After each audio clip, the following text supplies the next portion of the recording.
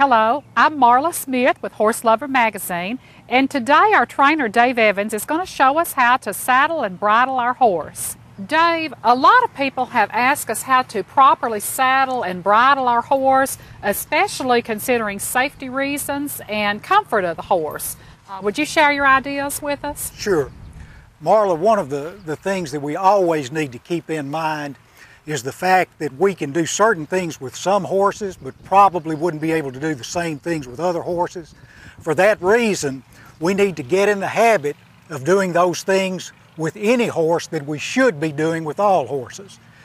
Beginning with tying the horse properly for grooming or saddling. We need to tie the horse close enough, tightly enough, so that he can't get over the rope and so that he's confined where we want him while we're involved with the grooming process. As we move around the back end, if we stay close to the horse, we're pretty safe because of the fact if one were to try to kick, he simply ends up pushing us or driving us a little bit with his hop. Otherwise, we need to get far enough away that he can't reach us with a kick. There's a zone in between there that is very dangerous, and we need to avoid that with any horse. As far as getting ready to saddle a horse, you need to make sure that you've groomed him, that you've removed any of the dirt that might be in those critical areas, particularly under his belly where the girth and the back cinch are going to ride, also up on his withers and on the horse's back. Once you've done that, you need to also inspect your equipment for wear to make sure that nothing is in a condition that's going to cause any kind of irritation for your horse. During this demonstration, Marla's going to hold the horse in lieu of his being tied so that we can demonstrate more easily what we're going to do.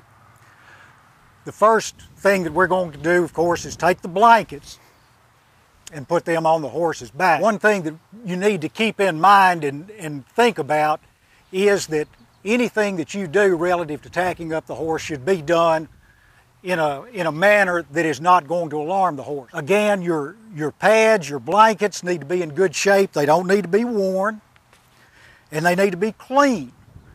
You don't need to have any dirt or grass on the underside of them. As you put them on the horse's back, you need to be sure, of course, that you get up over the withers. It's good to start the pad a little bit farther toward the head than you intend for it to ride. When you do that, you're able to slide the pad back maybe a couple of inches, and in the process what you're doing is picking up the horse's hair and sliding it back in the same direction that it normally grows. Now, as you move around the horse, I'm going to stay very close. I'm going to keep my hand on his rump most of the time, and I'm almost going to have my body in contact with him. Now, Sonny obviously is very tolerant of this kind of activity and behavior, but nevertheless, if something were to alarm him, he may react in a way that could cause some danger for me or himself. When you put the saddle on the horse, you need to have your cinch, you need to have your flank cinch, and the breast collar, if you're using that, in such a position that it's not going to bang the horse when you put the saddle up there.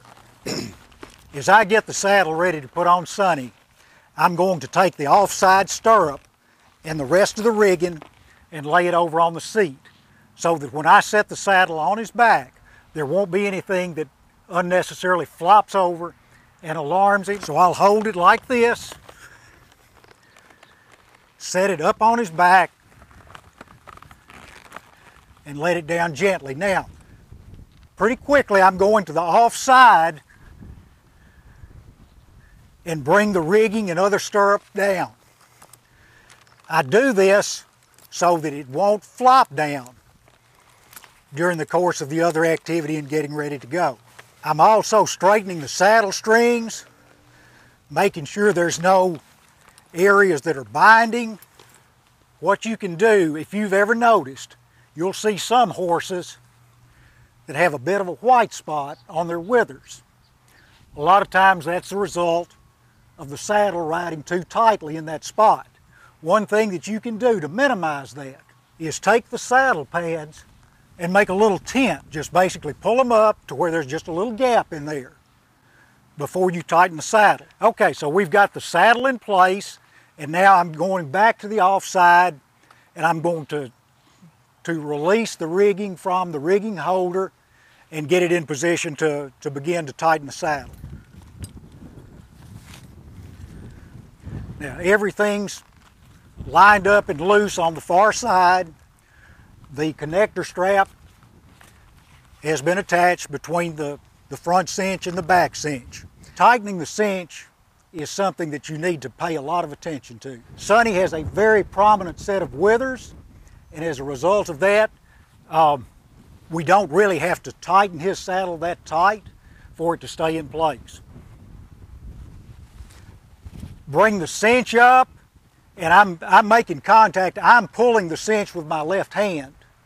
I'm not pulling it tightly, but I am pulling it enough to put some pressure on it. Now, what I want to do is rig it, go ahead and fasten it while I'm still holding that tension there. I don't want to let the tension go and then jerk it back.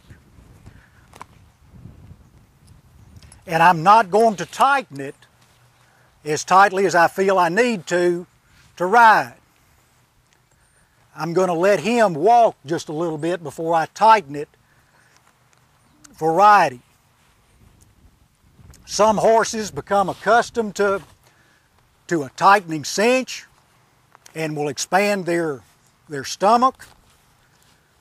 And as a result, when you try to get on, you end up with a loose cinch.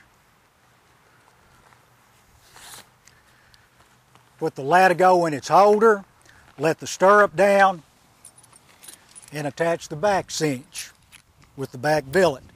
And that back cinch needs to be snug. It doesn't need to be tight, but it sure doesn't need to be loose. It needs to be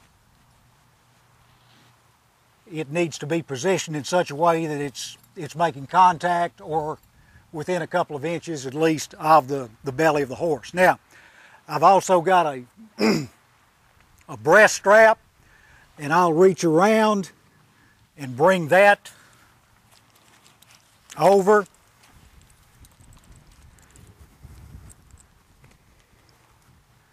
Hook it up, and then it's got a connector strap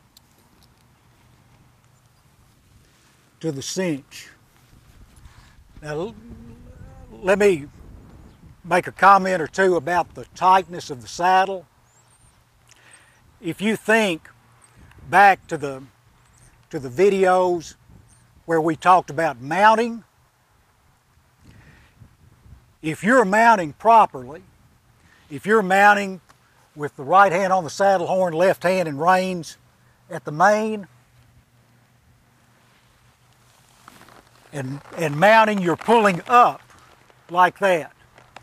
We also talked about incorrectly mounting this way. And basically what you're doing there is pulling the saddle back in this direction rather than trying to step up. So consequently, that's something to keep in mind. When you mount, you want to mount up rather than pulling back. Great lesson, Dave.